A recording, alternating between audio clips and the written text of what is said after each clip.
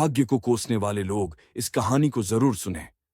एक बार एक इंसान अपनी जिंदगी से बहुत परेशान था। वह हर समय अपने आप को कोसता रहता था कि क्या जिंदगी मिली है, मुझे क्या जीवन है।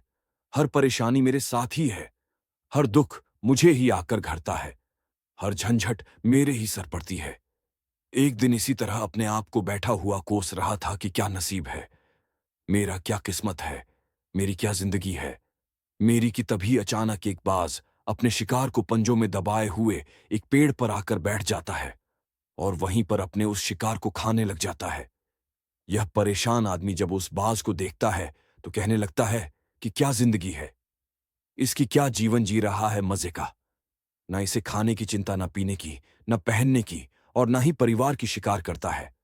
और मस्त खुली हवाओं में कभी इधर घूमता है, कभी उधर घूमता है, सारे दिन आसमान में उड़ता रहता है।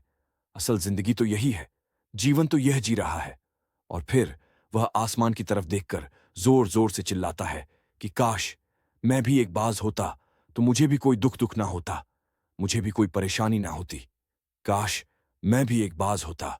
जब वह 2 से 3 बार जोर जोर से चिल्लाता है कि काश मैं भी एक बाज होता तो मुझे भी कोई दुख ना होता, मुझे भी कोई परेशानी ना होती, तो अचानक आसमान में बिजली कड़कने लग जाती है और आसमान से आवाज आती है कि हे इंसान, क्या यह हमने सच सुना कि तू हमारी दी हुई जिंदगी से परेशान है और तू एक बाज बनना चाहता है। तो इस आकाशवाणी को सुनकर यह इंसान हैरान रह जाता है और आसमान की तरफ देखकर कहता है कि हाँ, मैं सच में अपनी इस जिंदगी से बहुत परेशान हूं, क्योंकि हर परेशानी मेरे साथ ही है, हर दुख मुझे ही है, हर तकलीफ मेरे ही साथ है। तो आसमान से फिर आवाज आती है कि हे इंसान, एक बार फिर सोच ले, हमने तुझे बड़ी प्यारी जिंदगी दी है, लेकिन अगर फिर भी तू चाहता है कि हम तुझे बाज बना दें तो हम तुझे बाज बना देंगे। लेकिन अगर एक बार हमने तुझे बाज बना दिया तो फिर हम तुझे बाज से इंसान दोबारा नहीं बनाएंगे।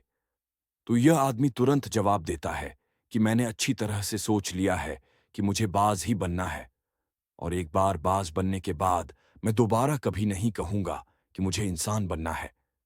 तभी ऊपर से आवाज आती है कि जैसे तुम्हारी इच्छा, और वह इंसान बाज बन जाता है।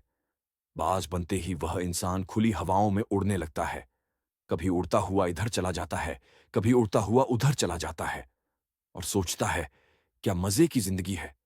असल जिंदगी तो यही है ना, कोई चिंता न कोई परेशानी न कोई डर। वह सारा दिन ऊंचे आसमान में उड़ता रहता है, 2-3 मिनट पंख मारता है, उसके बाद पंख मारना बंद कर देता है और लंबे समय तक हवाओं में तैरता रहता है। इसी तरह हवाओं में तैरते हुए शाम का समय नजदीक आ जाता है।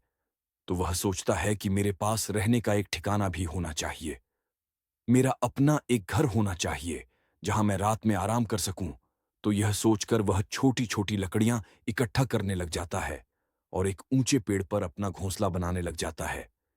एक एक लकड़ियां इकट्ठा करके वह अपने लिए एक सुंदर सा घोंसला तैयार कर लेता है और रात में उसी में सो जाता है और सोचता है सुबह उठकर शिकार भी करूंगा और सुबह उठकर फिर से मौज मस्ती भी करेंगे, खुली हवाओं में उड़ेंगे।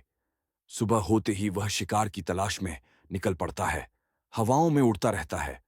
ऊपर से जाकर देखता है कि कहीं जमीन में मुझे कोई शिकार नजर आए तो मैं तुरंत जाकर उसे दबोच लूं और वहीं पर खा लूं। लेकिन उसे कोई शिकार नजर नहीं आता। काफी समय बीत जाता है, वह लगातार ऊंचाई से शिकार को ढूंढता रहता है, लेकिन उसे कोई शिकार नहीं मिलता। फिर पास एक जंगल होता है, यह उस जंगल में चला जाता है, यह सोचकर कि शायद वहां कोई अच्छा सा शिकार मेरे हाथ आ जाए। यह जंगल के ऊपर उड़कर शिकार को ढूंढता रहता है, जंगल के अंदर जाकर भी शिकार को ढूंढता है, लेकिन इसे वहां भी कोई शिकार नहीं मिलता। शाम का समय नजदीक आ जाता है तो मायूस होकर वापस अपने घोंसले की तरफ लौट रहा होता है कि रास्ते पर थककर एक पेड़ के ऊपर बैठ जाता है।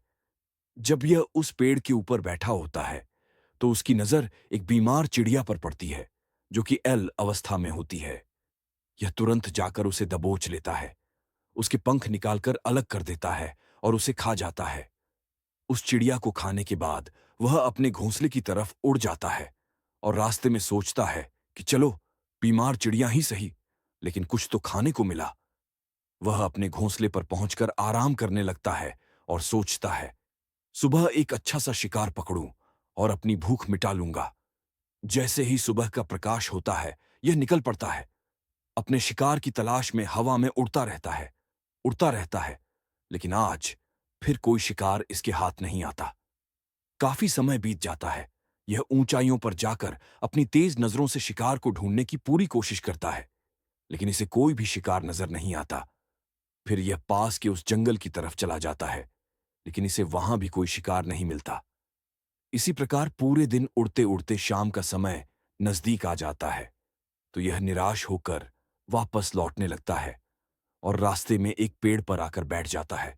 सोचता है, शायद आज फिर कोई बीमार चिड़िया मेरा इंतजार कर रही हो।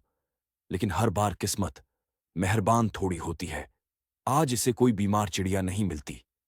यह थक हार कर वापस अपने घोंसले की तरफ चल पड़ता है और घोंसले पर पहुंचकर भूखा प्यासा ही सो जाता है और सोचता है, कल सुबह एक बड़ा सा शिकार पकड़ा और आज की भूख भी मिटा लूंगा। रात को अपने घोंसले में सोया होता है, गहरी नींद में होता है कि तभी एक भयानक तूफान आता है। इस तूफान की हवा इतनी तेज होती है कि इसके घोंसले को उड़ाकर एक जगह फेंक है और वे कहीं दूर दूसरी जगह। वहां नीचे एक नोकदार लकड़ी पड़ी होती है जो इसके पंजे में गड़ जाती है और इसे बुरी तरह घायल कर देती है। तूफान के रुकने के बाद बारिश शुरू हो जाती है। तेज बारिश होती रहती है, पर यह किसी तरह से पेड़ों के नीचे छुपकर बैठा रहता है। बड़ी मुश्किल से इसकी रात कटती है। जब सुबह होती है तो बारिश रुक जाती है। बारिश के रुकते ही चारों तरफ खुशियां छा जाती हैं। चारों तरफ हरियाली छा जाती है। नदियां और झरने तेजी से बहने लगते हैं।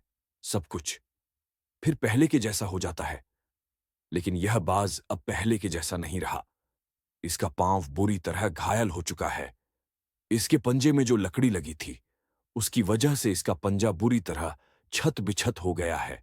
और मैं आपको बता दूं कि बाज का जो पंजा होता है, वह उसके शिकार को पकड़ने के लिए सबसे जरूरी होता है, क्योंकि बाज अपने पंजों से ही अपने शिकार को पकड़ता है, दबोच होता है और फिर अपनी चोंच के माध्यम से नोच नोच कर खाता है।